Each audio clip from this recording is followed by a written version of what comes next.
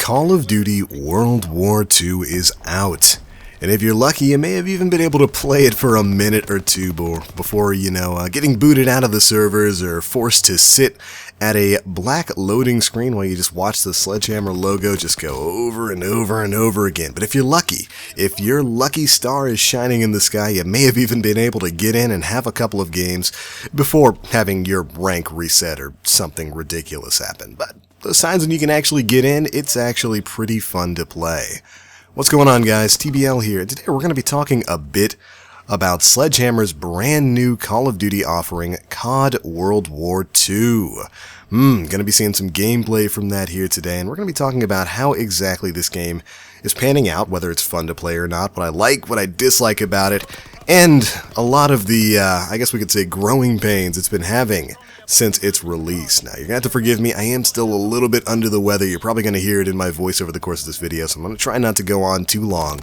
But for those of you who came and saw that video I put up yesterday about the that crazy high-octane Call of Duty action that's available in World War II, we've only got the best loading screen videos here, guys. Well, you might have noticed that there's some craziness going on, and I said I'd come out with a bigger, better video, just talking a bit about how I feel, and I want this to be that. So let's go ahead and dive on in. COD World War II. It's out. You can play it. You can dive in and out of the crazy, authentic World War II action. And for the most part, it's pretty good. It's not too bad of a game at all. When it's up and running, it's fun to play. I enjoy the gunplay of it. COD's gotten pretty good with gunplay and whatnot. I enjoy the weapons. I enjoy the aesthetics. It's got some of the usual COD hiccups, the COD launch problems, like weird matchmaking. Sometimes it'll take you, seconds to get in and out of a match. Sometimes it'll take you 15 to 20 minutes to go through matchmaking. And as of right now, there's no real rhyme or reason to it. Sometimes I'll be in and out of lobbies with the quickness, sometimes so quick that I don't even have a chance to, change my loadout or anything. And then other times, I'll just be sitting at a loading screen, waiting and just waiting and waiting. There's some real weird server issues going on with this game right now that thankfully Sledgehammer has addressed. They have acknowledged the existence of these issues, and they have stated that they're going to be trying to hammer out some of those kinks moving forward. But, that's fair, that's good. I'm glad they've addressed that, and we're going to be moving on that. But at the same time, some of the crazy things that have been happening here that so many players have been going through is really just indicative of a bad launch. And I have to say, overall, this has been a pretty painful launch for Sledgehammer's newest game. This is the brand new Call of Duty offering. In many ways, it's supposed to be the renaissance of Call of Duty, bringing it back to its roots and recapturing the old audience that has really kind of been disconcerted with the latest Call of Duty offerings, as well as opening it up and bringing in an entirely new generation of COD players and showing them the fun that was to be had in old World War II games like we used to have back on some of the older CODs. That classic boots-on-the-ground arcade shooter feeling. That's what this game is really meant to be. And it's kind of sad that it's gone through such a tumultuous launch, and it's really kind of questionable that some of these issues are really this bad with a AAA launch. Come on. It's 2017. It's literally current year. How have we had so many big games release and still have the same sort of day one server issues that these games have?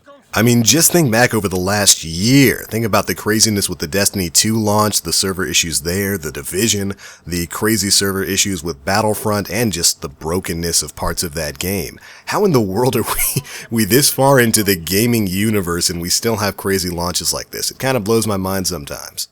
And in the case of COD World War II, it's especially sad to see how big of a distraction some of these issues are, because it's legitimately a really good game that you can really tell Sledgehammer put a lot of heart into. There's a lot that's different about World War II. Of course, it's incorporating some more MMO-style things. You could even say some more Destiny-style things. Like, we've got that brand new social hub space, the headquarters. And it's this incredibly cool world space. It's got a lot of things like a firing range. They've revamped the way you do kind of bounties and mission contracts. You've got a mail system for when you get special rewards and stuff. You've got your own quartermaster area where you can buy specific bounties that can give you supply drops, and you can buy collection items. Kind of like the whole COD Modern Warfare Remastered way of getting new weapons where you complete a collection. There's just so much heart that's been poured into this to make it a really unique Call of Duty experience, to really kind of make it the new standard for how we should move forward with COD, and it's absolutely fantastic in that regard. There's so much here, there's so much to love, and it's just really kind of mind-blowing how good of a job Sledgehammer did on certain parts of the game. You can really tell that they really want to make it so that every minute that you're playing this game, you're working towards something. They want to give you something to push towards, something to try, something to get out there and accomplish. Whether it's stuff like daily and weekly refreshing contracts that can reward you with like XP bonuses, collection items, or armory credits that can allow you to go and buy collection things again to build those weapons, or to buy other specific bounties that give you fantastic rewards like supply drops and special little customization items. There's stuff to do in this game. There's stuff explicitly to chase to keep you coming back, not just for the fun gunplay, not just to jump in and, get some shoot bang bangs, but also to build up and earn towards something. And not to mention, it feels like they want all of this to have a social aspect to it. I mean, we all laughed when we heard that you could sit back and watch people open supply drops, and you can. You actually physically call them in the headquarters, which I think is a nice touch. And you get points for watching other people open their supply drops, which is silly, but it adds to the crazy social aspect of it. And when you've got a lot of people in your headquarters, it does kind of feel like a living, breathing place. So it's really kind of a shame that it's super rare to actually get a full headquarters. I don't know what's going on. I think it's the way it's supposed to work is when you join a public lobby in multiplayer, your headquarters is supposed to be occupied with people unless you set your party to private or something like that. I know I've left mine on open, and very rarely do I ever actually get into a full headquarters. It's weird. It feels like whenever I start the game up and I first jump into multiplayer, it'll always put me into a full headquarters. So I'm sitting there watching crazy people do emotes and jump around and go have challenges down in the shootout or go play around with the score streaks. There's a tower in the back of this place where you can go to and just test out all the score streaks in the game. It's super fun. But then as soon as I have my first match, my headquarters is just permanently empty unless I specifically invite somebody in. And again, it's just kind of a shame because this place is freaking cool. They made a really cool, social hub, and it just goes to show the kind of love that they went and put into this game. You know what? I'm going to take a minute to just show you guys one thing that you can do within the headquarters that just proves how much effort Sledgehammer went through to put into this game. If you head out to the beach, there's a small rest and relaxation area you can go to where you can actually play old school Activision games from the Atari age, way back in the 70s and 80s. That's right, they've got a full list of old school Activision games like Pitfall, Cosmic Commuter, Chopper Command, that you can just jump in. It costs, I think, about 10 armory credits, so it's super easy to get in there and just do, and you can just play the full game. That's incredible. And it just goes to show the real love and care that went into creating Call of Duty World War II. And I have to let Sledgehammer know that love and care hasn't been lost on me. You guys did an incredible job. You put an incredible amount of work into creating this game, and it's a real shame that it's just held down by some really weird technical issues right now. Because overall, it's actually a pretty fun game. I mean, like I said, it's got some of the weird growing pains of Call of Duty games. Hit detection can be a little bit wonky sometimes in PvP. Connections, most of the time they're green, but you can get into some lobbies with some less than stellar connections, and it definitely shows. It's still a peer-to-peer based system, so all the pitfalls of a normal COD game, but the gunplay's solid, movement solid. When connections are smooth, everything feels great in this game. It's pretty good. It's a pretty good experience. There's a lot of weapon diversity. Nothing feels too strong right now. I mean, the FG42, I think it is pretty good. The BAR is pretty good.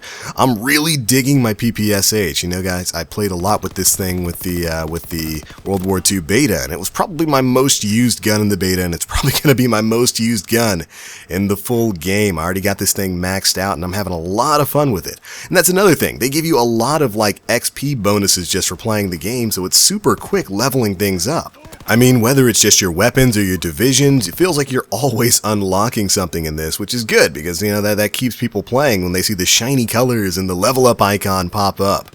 I mean, I'm easily distracted. You gotta keep me hooked on these things, and this game is doing a pretty good job of it, without pissing me off too much. It's an okay Call of Duty game.